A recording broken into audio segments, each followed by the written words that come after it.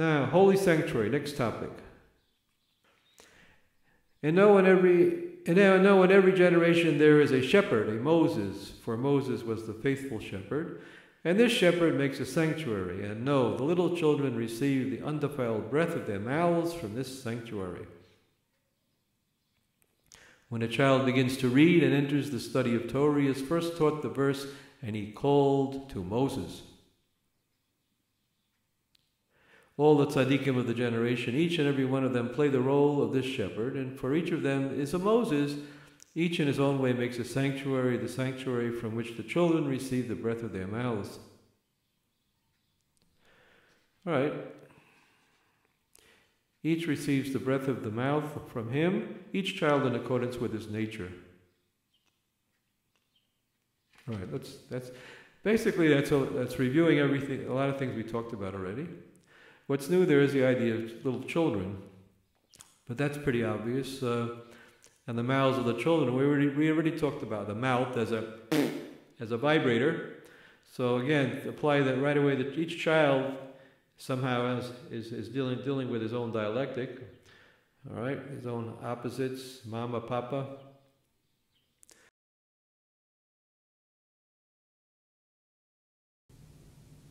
When Israel was 5 years old, his father, Eleazar, was dying. On the day of his death, he said to the boy, "My child, know that the enemy will always be with you. He will be in the shadows of your dreams and in your living flesh, for he is the other part of yourself. There will be times when, like a lightning stroke, you will pierce into his father's hiding place, and he will fade before you like a fleeing cloud. And there will be times when he will surround you with walls of darkness, and you will stand alone as upon a raft in the midst of the sea of night. But remember always that your soul is secure to you, for your soul is entire, and he cannot come into it. Your soul is a part of God. Do not be afraid of man, and do not fear the enemy, for the highest power is in you." After the death of Rabbi Eleazar, the Jews of the village cared for his child. Israel was sent to the cheder, but soon he found he could not bear to remain within the schoolroom. He would glide through the door and go into the woods. There he would remain all day long, walking under the trees, sitting among the flowers, or by the running river, absorbed with joy. He lived on berries and fruit. He talked with the birds. He played with the untamed beasts, and sometimes he stood very still and listened.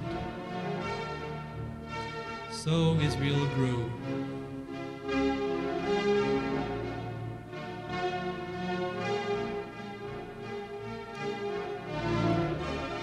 When he was 10 years old, he came out of the woods to the village of Hordenka and became a helper to the schoolmaster there. It was Israel's duty to go from one house to the other early every morning to wake the children and lead them to the cheder. Israel would lead the children into the fields. He would sing, and they would also sing with him. They would go a long way through the field and through the woods, going in a great circle until they came to the schoolhouse. They would arrive carrying green branches in their hands with flowers woven in their hair.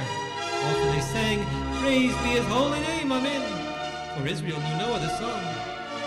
In the evening he led them home. Soon the Jews of Hordenka began to feel that the children were changed. They were like no other Jewish children. Often they sang. The voices of the singing children rose like arrows upward and broke against the heavy clouds of evil that the enemy had spread over the earth. Each day the voices beat against the clouds until they pierced into them. Soon a crack was made, and the voices reached the blue sky and flew toward heaven. Then the exiled and wandering spirit called the Shekhinah, hearing the singing of the children, raised her head in the hope that the time had come when she might flow back into her Creator and again be one with Him. But Satan rose in furious hate and strode straight into heaven. "Someone there below is interfering with my work," he cried. Elijah said, "He's only a band of children singing." "Let me strive against the children," Satan demanded of God. And God nodded his head, saying, "Strive." Then Satan went down to the earth. He went to the wood where the boy Israel had lived. There the enemy crept over the ground, peering at every insect, and crawling into the bosom of every flower. Of insect and blossom he asked, "Will you carry my poison into the heart of the child Israel?" But no living thing would turn against the child.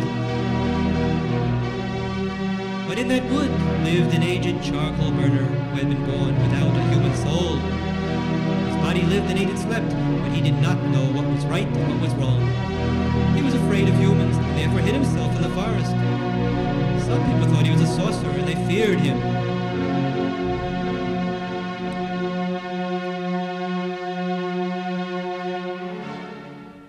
It was true that often at night a demonic power would creep into the flesh of the old charcoal burner. Then he would feel himself becoming an animal. He would crouch and sink into his four paws. His limbs would become covered with fur. Then he would be a werewolf and prowl under the trees. Those who went late into the wood were often frightened by the werewolf's groans. But none had felt his teeth. The charcoal burner's simple heart shrank under the terrible urge that made him into a werewolf. When he howled his pain and shame, he would creep under a bush and lie there panting, unable to flee himself, until at last he slept. And so the enemy found him sleeping. Satan reached his hand into the breast of the sleeping creature and took his heart out from his body. That heart he had Satan buried in the earth, and within the breast of the human werewolf he placed his own heart that was the innermost kernel of darkness.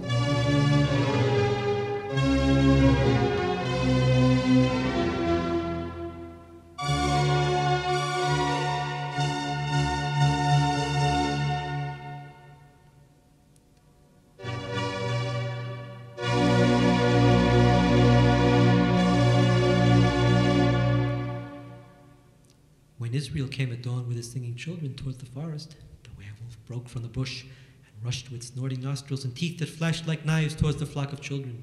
The children screamed in fright. Some fell insensible, and some ran into the forest, some into the field, some clung to each other and cried, and some were taken with fever. Then the beast came toward Israel. The boy saw the beast becoming larger. He saw the beast grow until his back was a scowling cloud arched between the heavens, and his paws clutched the whole earth. And the bloody vapor that issued from his mouth covered the rising sun.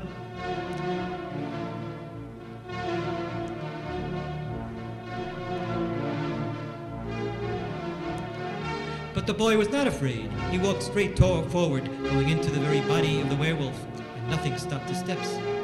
He came to the glowing heart of the beast. Round and shining like a black mirror it lay before him. All of the knowledge and all of the desire of the world were drawn into its gloomy depths. And all of the evil and all of the untruth in the world were reflected outward from its surface, reflected with such a black and universal brilliance of hatred that only his universal God of love of God saved the boy from being blinded and drawn into the mirror to become a part of its evil.